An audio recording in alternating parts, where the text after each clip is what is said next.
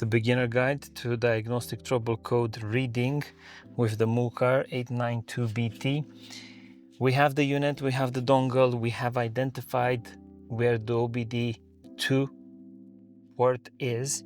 Ideally, for your first interaction with the port, I would say get down and dirty, see it, because many times you might have problems in connecting to that port, or you might have ports that have potential damage inside of them. So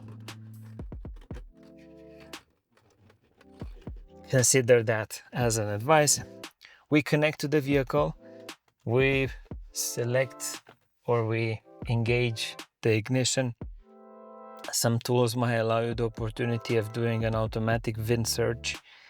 More reliable is to go to diagnose and select the brand of vehicle that you want to diagnose and go with this method, especially on vehicles that are unique. I've noticed that this might be a problem on Fiat Abarth and vehicles that are really old.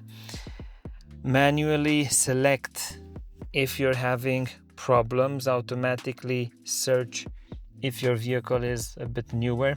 Selecting that, the tool will try to identify the configuration of the vehicle, make, model, year, and if it succeeds, it will give you some information with regards to the vehicle. Confirm that first, go for next, and we are aiming to do a health report, a diagnostic scan, because that is a very condensed method of seeing the DTCs, the diagnostic trouble codes that your vehicle has present or has stored on it. Also be mindful that when you're running this type of scan, your battery might drain quite fast. I have a battery support unit that is keeping everything at the right voltage. I'm also able, or you are also able, to see the voltage that the diagnostic tool is reading from the vehicle. Here, diagnostic tools will have different layouts. We will try a smart scan, and we are seeing that the delivery of this information is different, and you have the opportunity of seeing the other diagnostic tools that I've used for the same purpose of showing beginners how to use a diagnostic tool, just to see the first step in determining the diagnostic codes that the vehicle has stored. We have this nice little list. You can generate a report and explore how you can save it or share it to your email. I've noticed that many times these guys allow you to send it to your email. If that fails, start doing some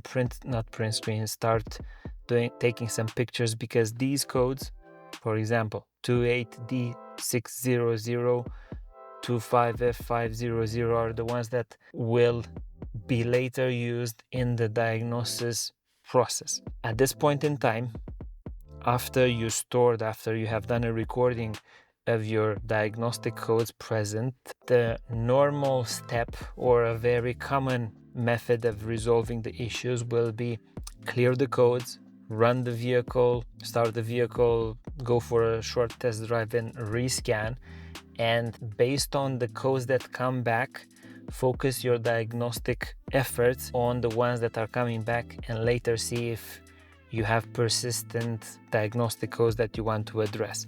But that will be something that we are going to discuss in a future video, where we are discussing diagnostic methods and doing some case studies.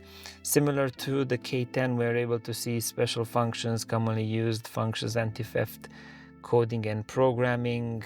Explore those once you're a little bit more confident with these tools.